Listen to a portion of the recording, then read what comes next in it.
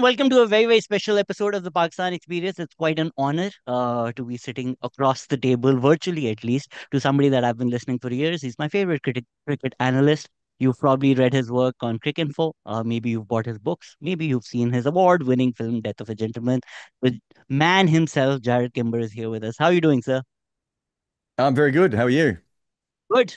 How's your statue coming along outside Gaddafi Stadium for fixing Babar Azam's toe? I think he needs to make a lot of runs in Test cricket before I get my statue. But no, I would like it to have for Bubba to have the statue, and then maybe me to just be like a little mouse on his toe. Where do you lie on this debate? I think in Pakistan, people are either superheroes and can do no wrong, or Babar Azam can't isn't even good enough to play in this in the street. So there was a time where the Fab Four conversation was happening, and you were also talking about that Manas Labuschagne and Babar Azam are on the way there. They're on the way to greatness, even if their ages is not the same as the Fab Four. But there's been a recent dip in form, and we all know how crazy PCB is. So when you look at that overall trajectory, the three periods that you break Babar Azam's career in, where does he stand in terms of greatness? I look, he still has a long way to go. I think when I started my book, so I'm writing a book about the 50 greatest Test batters. He was on the long list. I don't think he was going to get in, but he was on the long list, and so was Marnus. And by the time we got to actually from research to writing the book, he was no longer on the long list, right? And now, if you think about it, he would have to go on an absolute tear to be in a situation where you have him ranked anywhere near Muhammad Yusuf or Inzamam ul Haq or Syed Anwar, right? And there's a few, couple of batters ahead of them on the list probably as well. So, now he has to do that, but players with his talent, that's what they can do. They can go on a tear for 2 or 3 years or 4 years where they average 60 or 70. There's nothing within his game that suggests he can't do that. It's just that I think he had some technical problems. I think he had some PCB problems. I think he had some captaincy issues. And a few things fell apart. These things happened. Virat Kohli went through a huge form dip, right? And Steve Smith's gone through, for him, a huge form dip. Best batters in the world that can happen to them. Uh, if PCB was smart enough to give you a call, first of all, Babar Azam left the captaincy just a couple of days ago. What's your Yeah. take on that?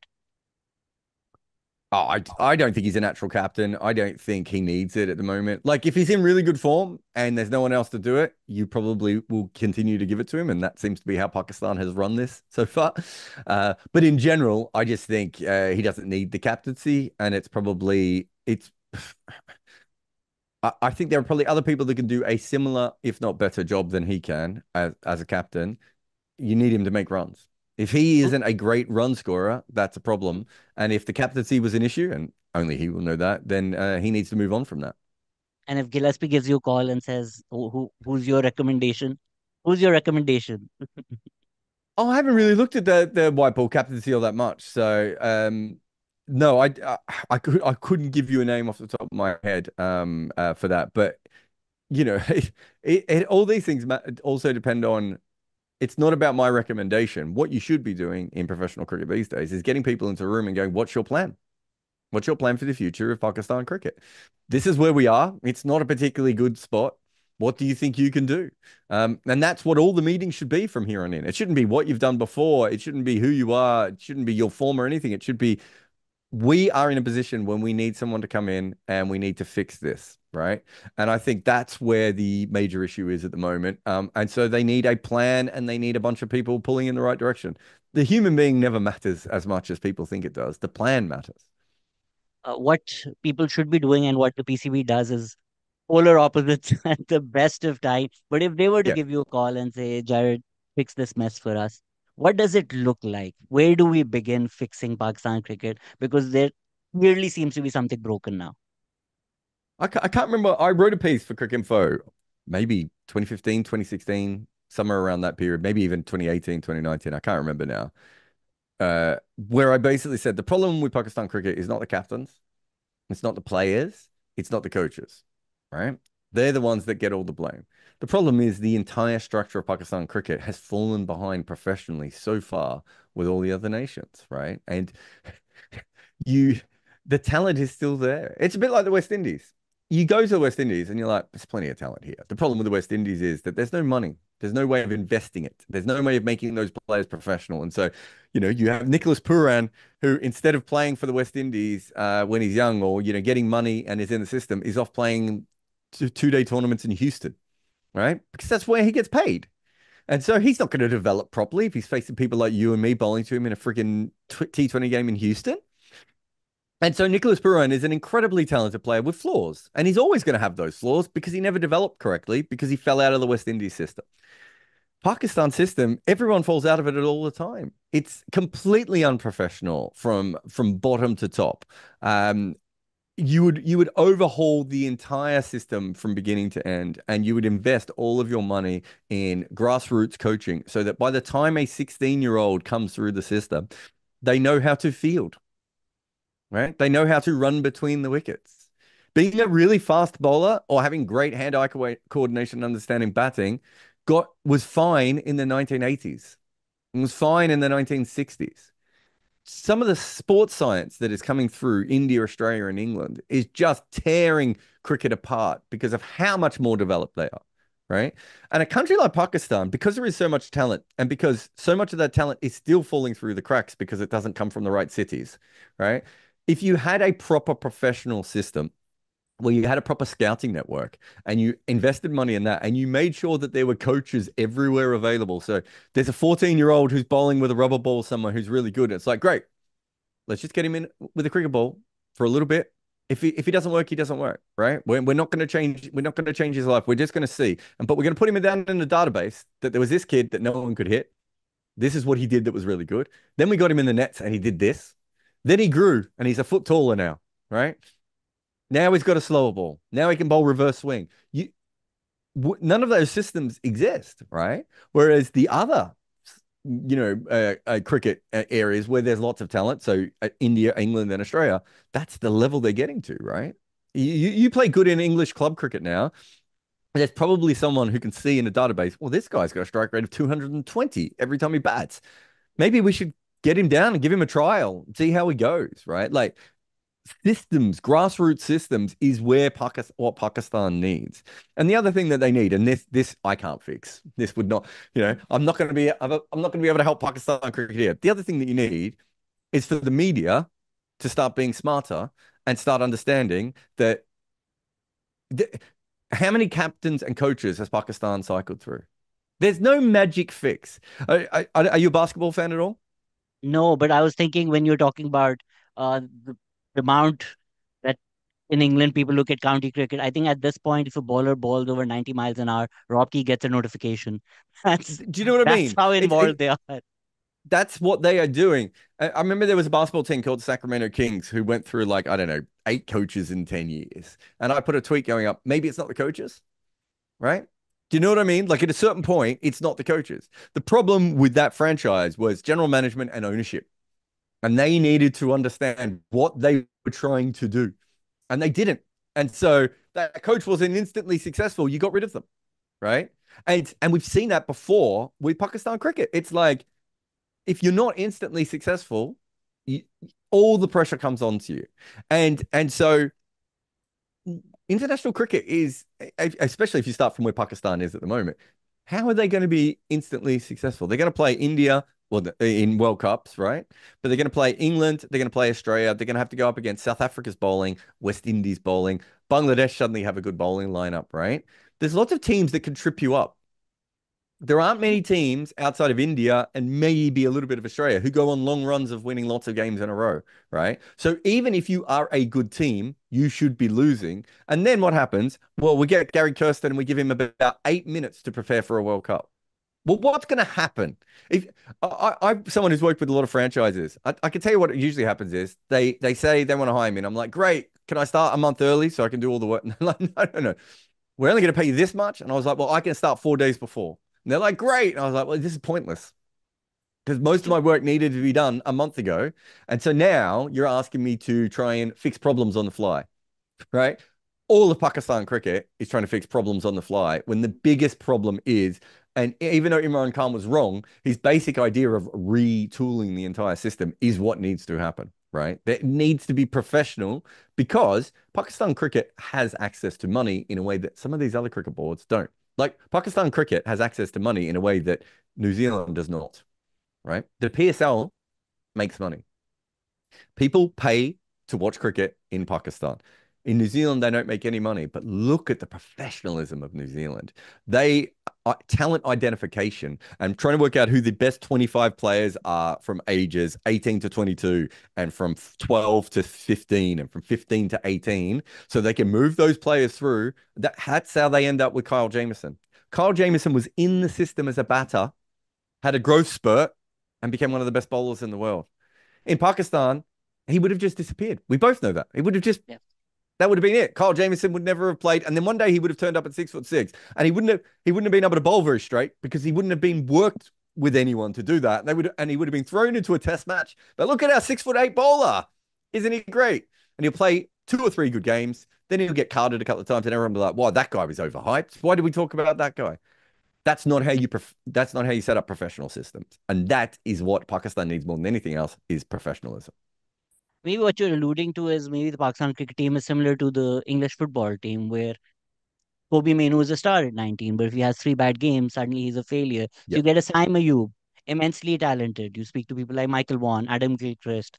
We're all wowed by him. He comes into international cricket, does not perform in a couple of games, and suddenly we're looking for the next Saim Ayub. Whereas maybe in New Zealand, because they have a limited talent of cricketers, they can have somebody go through a bad patch, go back to domestic cricket, come back a couple of years later. They're not discarded like whereas maybe Also, in when Pakistan they we go we back, there's a system, right? So you really New Zealand's really interesting because you bring up a really good point here. So they don't. It's not even about their first class system because their first class system is nowhere near as good as Pakistan's, right? As far as the talent of the players and everything, there's a lot of people who are playing professional cricket in New Zealand who would struggle to play professional cricket in other countries, right? The difference is when they go back, the coaches are like, okay, so when you failed, this is how you failed, and this is why you failed. And so let's set up a system where that doesn't happen again, right? And in Pakistan, it's like, well, we thought he was going to be the greatest thing ever, and it turns out he's not. And I think there's always been, I think Australia and Pakistan have the biggest issue with this, and Australia overcame it a little bit in the 90s to 2000s because of professionalism. But Australia and and Pakistan have this thing of we're going to find the next 10-year player. We're going to find the next great player. And what happens in that situation is when Australia got over that and moved beyond it, Matt Hayden was a failure. Justin Langer was a failure. Damian Martin was a failure. We're talking about 3 guys with incredible records who came back 7 years after they were discarded. Damian Martin almost became a travel agent, right? Like he almost quit cricket completely. But because there was a professional structure there, he got another contract with Western Australia and he gave it one more year. And then after a couple of years, he was like, oh, I understand what the problem is. I was trying to do this, whereas actually I need to bat this way. Most athletes in the world are at their best between the age of 27 and 33, right? If you are trying players at 16 and deciding by 19 or 22 that they're already finished, you're not even letting them get to a point where you're getting the most out of them. And if you are thinking that everyone needs to be a Inzamam al Haq, right? You are missing out on the Fawad Alams, right? You are missing out on the other players who develop later. And if you're only looking for stars, you miss out on role players. Role players are really, really important. And if you go back to the whole Asad Shafiq thing, right? That was because they were trying to force this guy into this position where his talent wasn't at the level that they thought, but they kept trying to force him into that position because if it worked, they got another Misbah or a Yunus.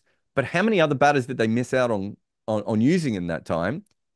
Because of that. And that's what you're kind of talking about of stop looking for stars, stop looking for quick fixes, and go back to the system.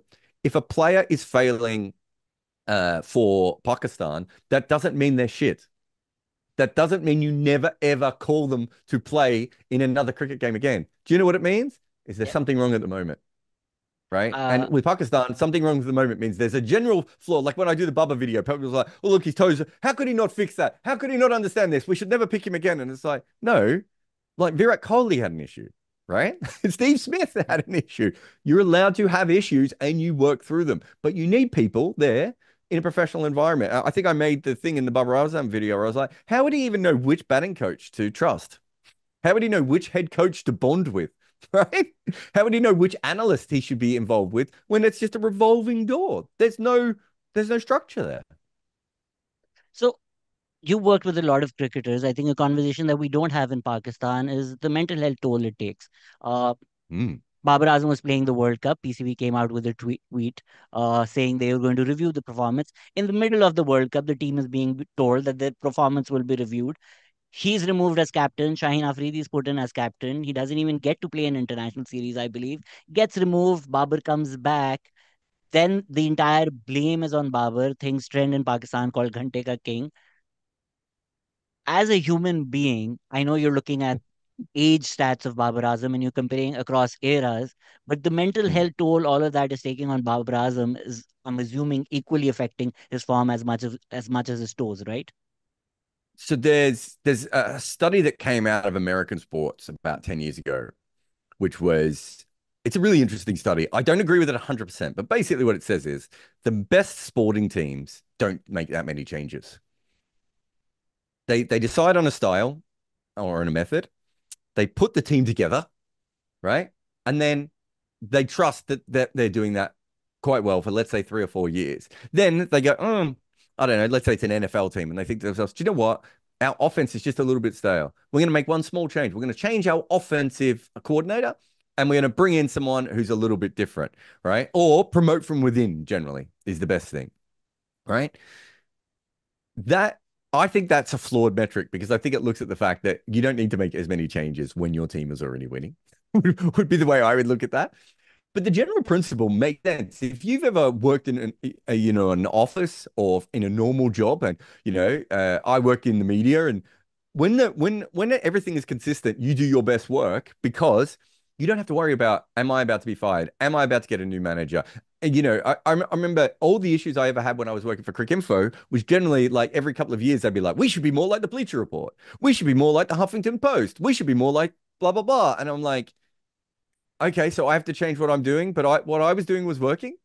Like everyone thought what I was doing was fine. So you're telling me I have to do that. And so then for a couple of weeks, try and do what they want. I don't quite do it the way that it works. And now I'm in a headspace of, should I go back to my other thing? That's the same with professional athletes. There's no difference here, right? So in general, the best thing is to have a steady thought process. But where the problem with Pakistan comes in is it's the media and the government, right? So there's always going to be some kind of government interference. There's nothing you and I are ever going to do about that, right? Like, you know, um, that's just going to happen, right? And the media in Pakistan overreacts quite a lot. So you've got these so many talking heads who don't seem to watch all that much cricket, if we're being honest, say things that they don't fully understand about the game, but they say them really, really loudly. And so when you get a situation like that, that let's say the chairman of the PCB is that a what would we say that is a 14 months job, right? It's an At 8 months best. job, right? If you're the coach of Pakistan cricket, what's that? 8 months to 14 months job. If you're the captain of the team, we know that coming in. So you have to focus everything on instant results. Like, look at this new chairman. He's made some really good calls and some horrendous calls really early on. But he's playing more shots than Shahid Afridi used to play. Right? It's like every time I turn around, he's come up with a new thing. And we're going to give former players all this money to sit in the change room and tell everyone how great they are. I'm like, okay, maybe more coaches? I don't know. We're going to pay the women just as much as everyone else. And it's like, maybe you should actually have a look at the structures of women's cricket and what grassroots women's cricket is before you worry about how much you pay the top professional. Like all these sorts of things. He's playing all these big swings, but you and I know why he's doing this. He's doing this because he's like, anything could happen and I could be out of this job really quickly. And, I've talked to some people who've been not, oh, actually, no, I have. I talked to Mickey Arthur when he was being offered this job.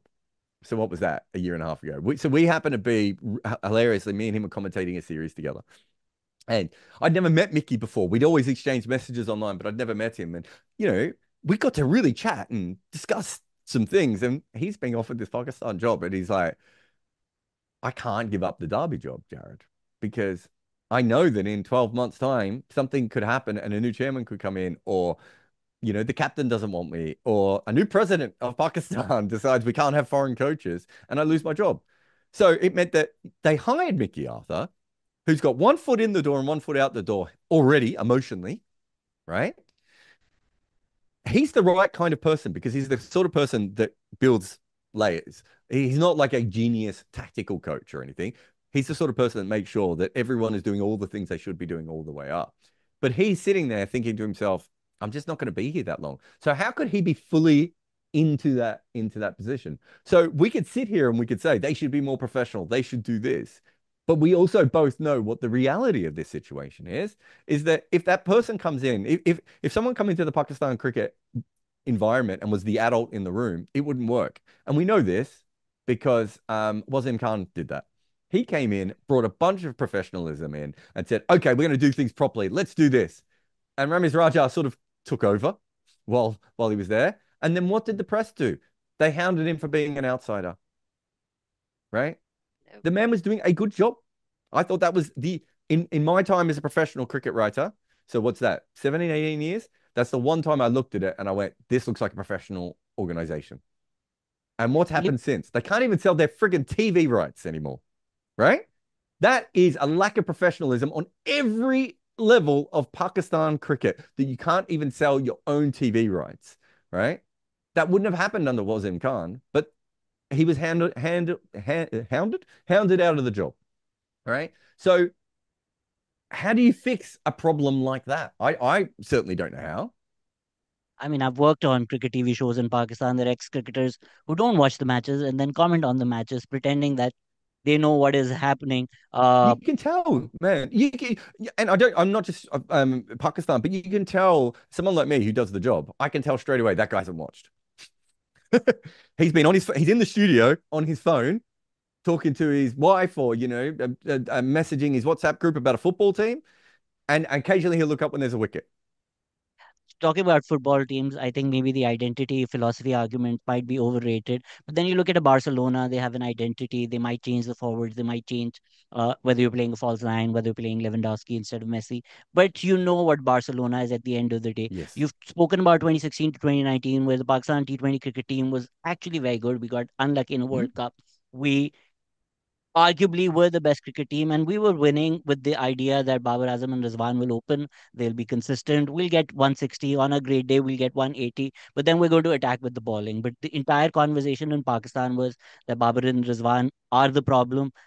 We need to be more Yeah. like baseball. We need to be more like how modern cricket teams are. So then we lost that consistency, and now we're not in England or in Australia, and now we're nothing. So do you feel like do we necessarily is Pakistan cricket necessarily in the dinosaur ages and we need to play T20 cricket like Australia and England, or do we need to figure out what works for us, even if that means getting 160 and then attacking with great bowling?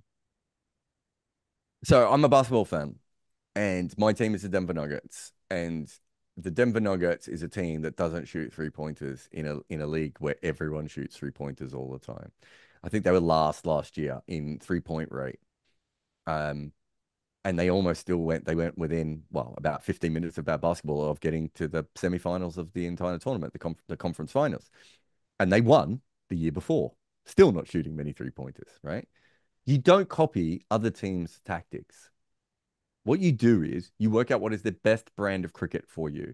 And one thing I really liked about that Pakistan idea, and I have issues as with it from an analyst point of view, and I can briefly explain those afterwards. But what I liked about it is they knew what they were doing, right? And they played to their strengths. They had two incredible anchors, and they had 4, 5 bowling options who could take wickets. That is playing to your strengths. And also, as you said a minute ago, it's creating a brand. So when someone comes into the team, right, they Mhm. instantly know what their role is in this team because in this team, these guys block, you guys slog, these guys go for wickets, maybe one guy bowls defensively, right? Everyone knows what their role is in that team. The issue with that is that once you play that brand of cricket, you are only trying to win on one side of the ball, which means that your bowlers constantly have to be better, like 15% better than the other team's bowlers. That's the issue with that. And once their bowlers slipped off, I don't think the batting was the issue, even though I'm sure that's where all the focus was. The real problem was once their bowlers weren't great anymore, especially after Shaheen hurt his knee the second time, it meant that they didn't have any competitive advantage with their bowlers. So their batters had to step up at that point. And that's the problem with only being good on one side of the ball. But what you're talking about there is they thought about it and they came up with a brand. They don't have to play like India, Australia, England, South Africa. They have to play like the best version of Pakistan, right? And what they should be doing is going out and watching all the different kinds of T20 leagues around the world and going, is there a team that is a bit similar to us, that has a style that is working for them that we can use? Let's maximize our strengths. So if you go to England in baseball, right? England basically went, we can't make any runs. What's our strengths? We've got a couple of blokes who can hit it pretty hard. Let's go with that, right? They haven't gone from terrible to great. They've gone from terrible to good enough, right? They're crushing the average teams and they still struggle against the really good teams, which is probably where they should have been originally, right? But they found a way to maximize their talent. That is what Pakistan has to do. So they have to find a strategy that allows for them to do that, right? And it isn't just copying whatever is popular with other teams. It is making sure that it's something that works for you.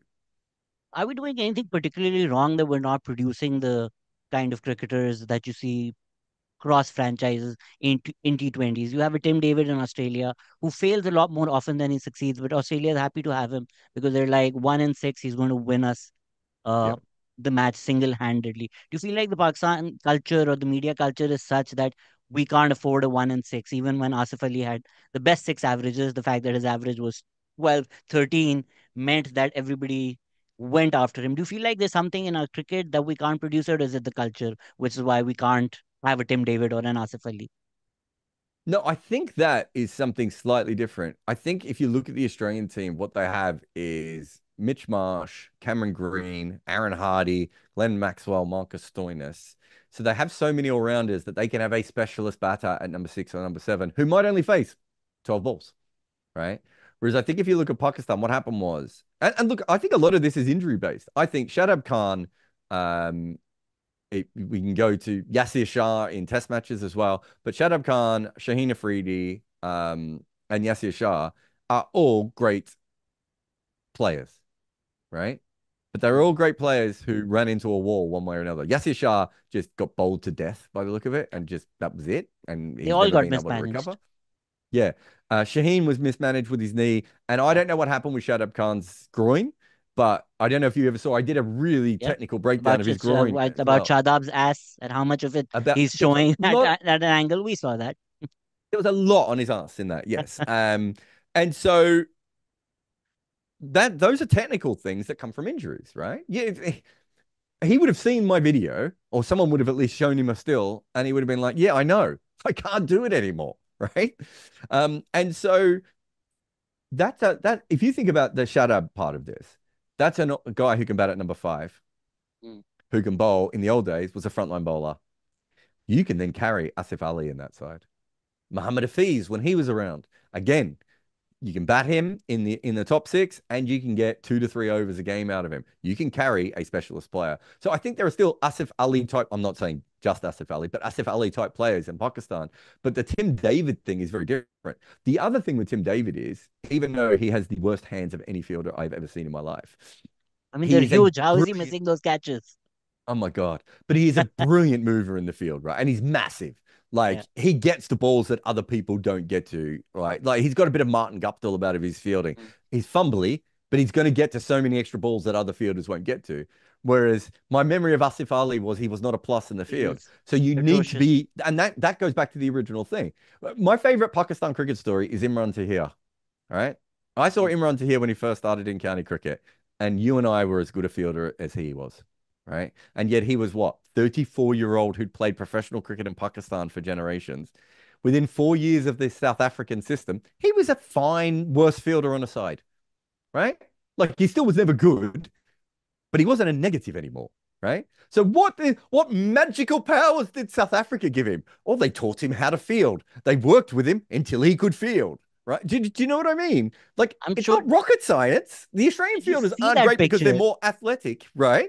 Jared, there was a picture of this worn out mattress that you and I wouldn't touch with a 10 feet pole. And the Pakistan cricket team was practicing fielding by jumping on those. So I think the ground conditions are such that players are just terrified of jumping or diving. So if you're not going to do that all year, why would you go to Australia, play a test match, and suddenly start doing that when that's not instinctive? I think that's a part of it, but it doesn't matter to me if you jump and dive. I remember I was covering a game. It was in the World Cup in 2016, and it was me and Sid Monga, and a ball went up in the air. I think Wahab was there, and I can't remember who the other bowler was, but neither of them picked the ball up, right? And it went in the gap between the two of them. Either of them could have caught it. But when they did pick the ball up, they looked at each other as if to say, "You have to go." That's nothing to do with the conditions on the field, right? Yeah. And And and that's an there are lots abdication of of soft responsibility. skills. Yeah, there are lots of soft skills with fielding as well that are really important. Like I would watch Pakistani fielders pick the ball up on the wrong side of their body. So they still pick it up on the left side of their body. This is last couple of years, it's got a lot better, but they pick it up on the left side of their body. Why would you do that? You're right-handed. Take I the think it's extra just step, nobody's pick it up told them and for run. 20 years, and they've been doing And that for that's what 20 I years. mean. I was taught that when I was 12 because fielding in Australia is so important, right? And fielding in other cricket cultures hasn't been. And again, that is professionalism. That is where you need to go. So when we're talking about fixing these things, the most common fix that you hear from cricketers over here when you see Wasim Akram analyzing these games is more first class cricket. Whether it's Haris Rauf, whether it's Shadab Khan, the prescription seems to be play more first class cricket matches. Whereas when you talk to somebody like a Haris Rauf, he doesn't want to play test matches. You feel necessarily the solution for these T20 specialists like a Haris Rauf or a Shadab Khan is, well, maybe for Shadab Khan for leg spin you do need that, but for for instance somebody like a Haris Rauf, is the solution more first class cricket? It's a really tricky one just because of how cricket works. Like he makes more money not playing first class cricket, Yeah, right? There is an element of the West Indians believe and that they got really good because Kyron Pollard and Andre Russell and Chris Gale all played first class cricket, and that there was an element of first class cricket that existed in their background. So I first heard of Andre Russell playing for West Indies A in England in first class cricket. And then that next generation, that Hetmeyer generation, Puran, we were talking about before, Obed McCoy, they don't play any first class cricket. So I think there is an element there just because it's harder and there are more challenges. I don't think that is the issue with Pakistan cricket, though, because there are lots of places in the world. Look at all those Indian players who hadn't played any first class cricket, went to Australia and helped win the Border Gavaskar Trophy, right? There's a lot of cricketers around the world not playing first class cricket. England's picking blokes like Tom Hartley from nowhere, right? With no yeah. first class cricket behind his name. So it's not as simple as that. But when I looked at Babar Azam's record, I was shocked at the lack of first class cricket that someone like him had played. For certain players, um, it's about reps, right? How many reps do you get? There are certain players that need that, and there are certain players who don't. And so I'm not going to speculate on Haris Rauf compared to Shadab Khan on that sort of situation. But if Shadab Khan's got a bad groin, him bowling lots of balls in first class cricket probably isn't going to make that groin any better. Do you know what I mean? Yeah. Whereas maybe with Haris Rauf, he plays a couple of first class games, hits a groove, feels like he's comfortable because he looks like to me in the last couple of years, he's just lost his rhythm, right? Rhythm is something that you do need to play a lot of games with. But I don't, it's never as simple as you need to play more cricket because these guys play and travel in a way that older cricketers never did.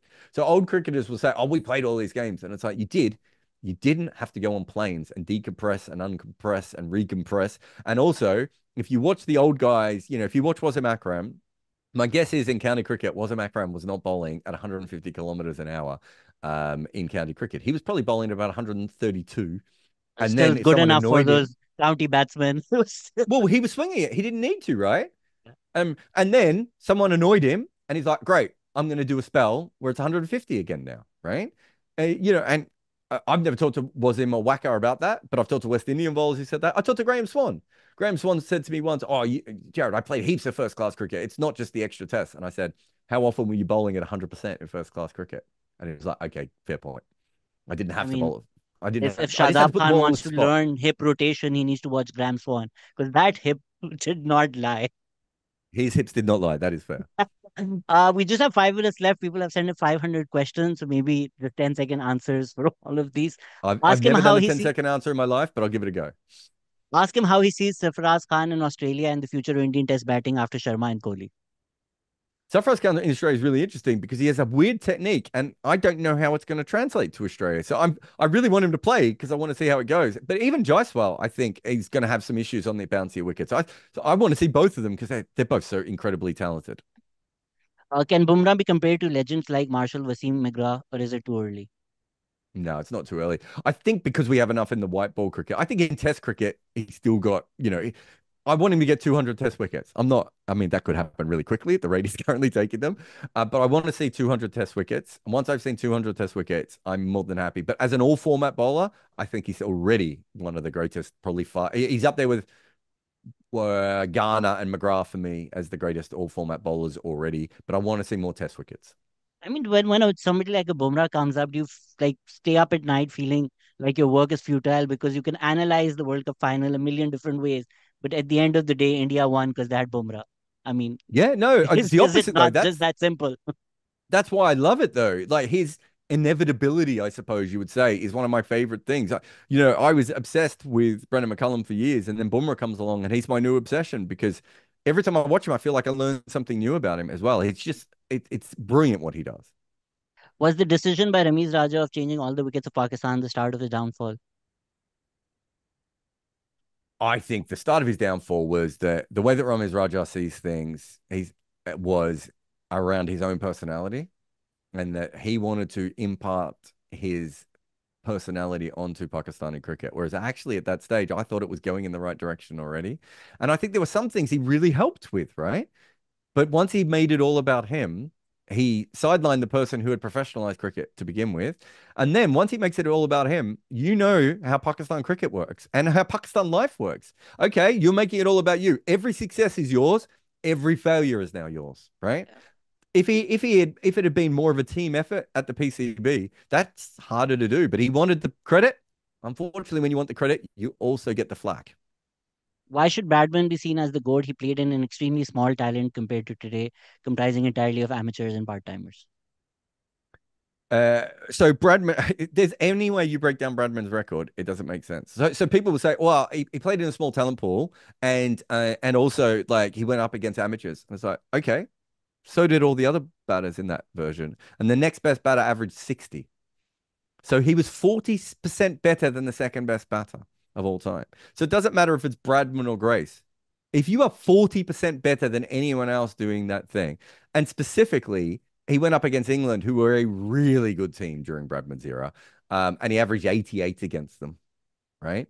Uh, when it comes down to it, Bradman he missed his peak years because of World War II. Like I could go on and on when it comes down to it, we have never seen anyone. I think Sachin has a really good case to be the best batter of all time, right? Until you look at Bradman. And there's just nothing in Bradman's record that suggests, like the one time they learned how to slow Bradman down, he averaged 50. Like, what are you supposed to do with something like that? Would we be able to put you on the spot and get you to name an all-time Pakistan ODI 11? Oh, I don't think I do. Certainly not in 10 seconds. 15?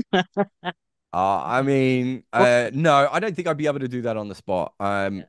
The problem I have is I cover so much cricket that actually it would take me about 20 minutes to work out which format I'm remember. Like my first memory is, oh, I have to have Syed Amar, and then I was like, I can't even remember what his ODI record is. Like I just Doesn't matter. think It's he was Saeed really Anwar. good. You have to have him in. Well, It that's how I would. Here we go. Here's my all-time Pakistan 11: Syed Anwar and 10 other people. absolutely was pointing a great captain. I just captained a team full of greats. No, I don't think Bonding was a great captain. I think he was great in managing people, which we never give anyone credit for that in cricket. The only credit you ever get for it is cool tactical stuff. Whereas Mm. managing people is like 80% of the job, right? So I think he's very good at that. I think tactically, I don't think he had to develop. The problem with someone like Ponting becoming your captain is he played every level of cricket. He was like the youngest person in the team, right? Because he was so much better than everyone else. And so he didn't get to captain it. Like he was like, at 15, he was probably playing under 19 cricket for Tasmania. They're not going to make him captain at that point. So he didn't get the leadership reps that he needed. And then suddenly he's captaining Shane Warne, who's a natural tactical person, and a bunch of other people who were probably pretty good captains as well. It's just that's a tough gig. What's your favorite era of Pakistan cricket? Uh, Probably. I love the 80s because I don't think they get the credit they deserve. But yeah, probably 98 to 2003 was my favorite era. Ask him about recommended books to read on cricket. Well, hopefully everyone listening to your podcast has read The Unquiet Ones by Usman Samiuddin, which is one of my favorites. I love A Golden Boy, which is one of the best books in cricket. Nicholas has a great one out about Sri Lankan cricket that came out a couple of years ago. I think my favorite book is though still probably Bob Woolmer's The Art and Science of Cricket. No, it's not a page turner, but you're going to learn more about cricket reading that than anything else. I would say though, be prepared to carry maybe the heaviest cricket book in your life, if that is the case. I've also got a book called Overthrowing Cricket's Empire, which of course everyone can buy. I'm not sure how easy it is to get in Pakistan, of course, but it does have a chapter on Pakistan in it. Why? What does he love more, cricket or data? Cricket. Is there a problem of fast tracking players too early and not backing domestic performers or potential players enough? No, look, with fast bowlers, I think you do want to fast track them at times, but you need to know that they are ready and that they have a sound game. I think that being good at first class cricket is a very good predictor for international cricket in the history of our game. But these days, there are other things that you can look for, right? And I do think there is an element of that. With the shadow of franchise cricket looming large and players foregoing central contracts, what does he foresee as the future of international cricket? Probably, I think there's a possibility of having a franchise test league in the future. But if that doesn't happen, I think we'll see boutique test series and we'll see World Cups and everything else will be franchise cricket. How does he see Shahid Afridi's limited over career? I think he was an unquestionable great. Him and Virender Sehwag and maybe Andrew Simons weren't given the credit they were because we didn't really understand what they were doing at that point in their careers. And you go back and there were some years where Afridi averaged like 30 with the bat and I had a strike rate of 130. And you go back and you read the reports from the time, it's Afridi gave his wicket away again. It's like, my God, I would take 30 and 130 from a T20 player in Pakistan at the moment, right? Like, what are we talking about here? But we didn't see it that way. Virender Sehwag not being thought of as an ODI great is one of the most annoying things to me. And it's big. Like, I get it. The bloke at the other end was really good, and everyone was making runs. No one was hitting the ball like Sehwag, right? Like he was completely different, and so I think Afridi is in that similar position. He's a frontline bowler of like he's a plus bowler throughout most of his career, and he could do things with the bat that no one else could do. It wasn't consistent. I don't think if you're in ODI cricket and you're scoring at 130 or 120 some years, you should be consistent. Do you feel like people in the subcontinent have maybe it's a colonial hangover of thinking of maybe like a Jeffrey Boycott kind of an analysis where we're obsessed with technique, where we would always prefer a Mohammad Yusuf over a Yunus Khan, regardless of what the performances are, just because it's a bit more pleasing on the eye. Look, I think pleasing the eye is everything. I don't think that's an Asian thing specifically. I think there are lots of cricket cultures that probably think that way. Maybe Australia is one of the few that doesn't care how you make your runs, but England doesn't care um, anymore. hey, England doesn't seem to care anymore, at least. England doesn't care right now. 3 years ago, I promise you that England cared, right? All I ever heard about was Rory Burns' technique. I was like, I don't care about his technique. The man can't make any runs. That's what you should be focusing on here. Um, and Dob Sibley as well. So no, England was really fascinated with techniques up until recently. But I think in the history of the game, Australia's probably less interested in techniques than other countries. And obviously Sri Lanka would be another country right up there, maybe the West Indies on that. So I think there are cricket cultures that believe in that sort of stuff. And if you think about it from a historical point of view, it makes sense. When the wickets were bad, having a really sound front elbow technique was the best thing you could do. On really flat batting wickets that we sometimes see now, that's a useless way of batting. Right? The best thing that you can do now is trust your eye and smash the ball everywhere. Do you feel Mohammad Amir, Mohammad Asif is the biggest what if in the history of cricket? Muhammad Asif was probably my favorite bowler in the world at that point. So he broke my heart. To see someone that talented just continually throw it away. I mean, we talk about the last thing, but you and I know it wasn't one off. He continually threw it away with many things that he did. Muhammad Amir, I think, was really, really talented as well. And yeah, he would have been a greater bowler. So yeah, they're pretty bad. We've had some pretty big cricket what ifs, though, I think, and they're not always as romantic or dramatic as what we saw in that. But Bruce Reed, everyone talks about Wazam Akram changing left arm bowling. Bruce Reed was there a couple of years beforehand, a 6'7" left arm bowler that no one could hit.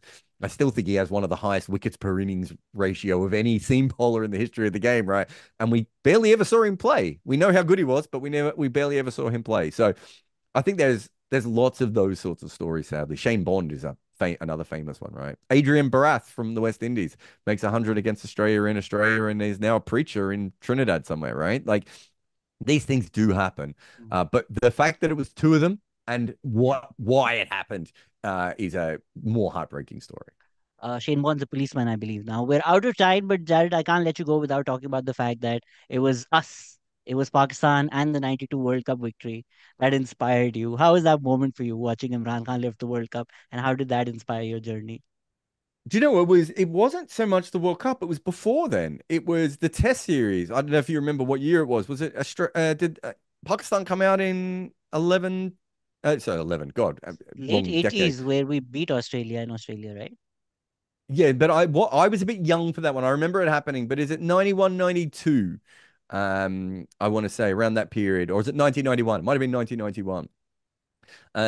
It was the first test match I ever went to. It was Pakistan. My dad could only get his tickets side on, and they were just the Pakistani bowlers are so much faster than the Australian bowlers, right? And it was just there was a lot of hair, there was a lot of attitude, and I was just sitting there going. And Dean Jones was my hero, and I think he made a duck off at like the third or fourth ball at the MCG. Like you've never heard 70,000 people deflate so quickly. And and then Mushtaq Ahmed comes along. And that is Mushtaq Ahmed is more than 92 World Cup. And then Inzi as well. It was funny the other day. My favorite basketballer just died. He was quite young, sadly, Dikembe Mutombo. And I was thinking about this, how lucky I was that Dikembe Mutombo was my favorite basketballer because I learned about Africa because of Dikembe Mutombo, right? Dikembe Mutombo would go on to be this incredible person who would, like Imran Khan, build a hospital in his hometown because it needed to have a hospital, right? He started the NBA Africa program because he's like, I can't be the only one. There's more of us. We need to get this out there. And that shaped who I was as a person. And if you think about Pakistan, what Pakistan really did for me was I was a suburban Melbourne kid who his hero was Mushtaq Ahmed, right? That opened my eyes up to, I knew about Muslims from before I went to school with Muslims because I understood about Pakistani cricket. I knew about the country of Pakistan and the history of Pakistan because I knew about Pakistan cricket. That then follows on to South Africa and Sri Lanka and, the West Indies and all these different places. That is what cricket fandom can do at its best, right? Or sporting fandom can do it at its best, right? I know there are some toxic stars that some of us like as well, Yeah. but there are some other stars that come out and their ability to open the world up to you, right? My dad grew up in a generation where Muhammad Ali was really important to him. And then his hero was a guy who grew up around the corner from him, who went on to run in the Australian Olympics, sorry, in the Olympics for Australia and get a silver medal. He happened to be the person that goes up on the podium when the black power salute happens at Mexico, right? And he And does so it too. those are my dad's two heroes, Muhammad Ali and this random Australian guy. And that allows you to learn about the world, right? It allows you to learn about all these different things. And so Pakistan cricket and Dikembe Mutombo opened up my eyes to the subcontinent and to Africa in a way that wouldn't have happened if I'd only just followed my local athletes, right? So, my son at the moment, he's a massive nerd when it comes to sport. And my book I talked about before. He's like he loves the Pakistan chapter. He's read Fazal Mahmood. He will talk about Fazal Mahmood to you in a way that details about Fazal Mahmood that you don't know as a Pakistani, right? He will give you these details. He'll be like, well, I think you'll find he had 2.6 wickets per innings, right? He's that You're kind of a raising a cricket mini nerd. Jared.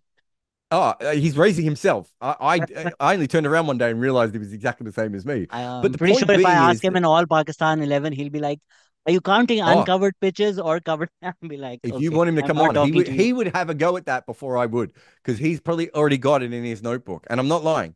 Have And you told so, him what the last knock means? no, I'll never tell him that. But the point being is that he I don't want to stop him from all of that stuff. I would rather him knew his homework, right? I would rather that. I would rather him do that than look at Umar Gul spells or Anil Kumble spells on YouTube, right?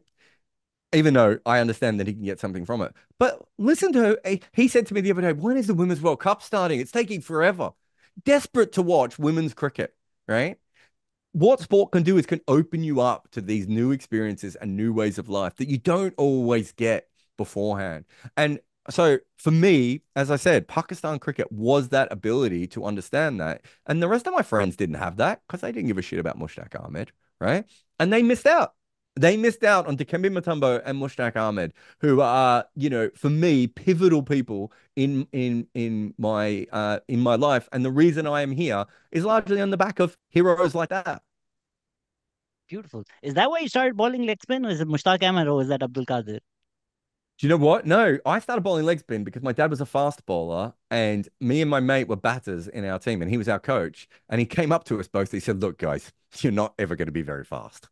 He Mm. said, "Why don't you try spin?" And he literally pointed to me and he goes, "I think you could bowl leg spin." And he pointed to my mate and said, "I think you could bowl off spin." And we literally just went off and went, "Okay." And I bowled it. And Abdul Qadir was like the only person in world cricket bowling leg spin at that stage. And just as I got good at it, Mushtaq Ahmed came in. And if you watch me now, my actions changed a little bit. But maybe even 5 years ago, you could still see Mushtaq Ahmed in my action.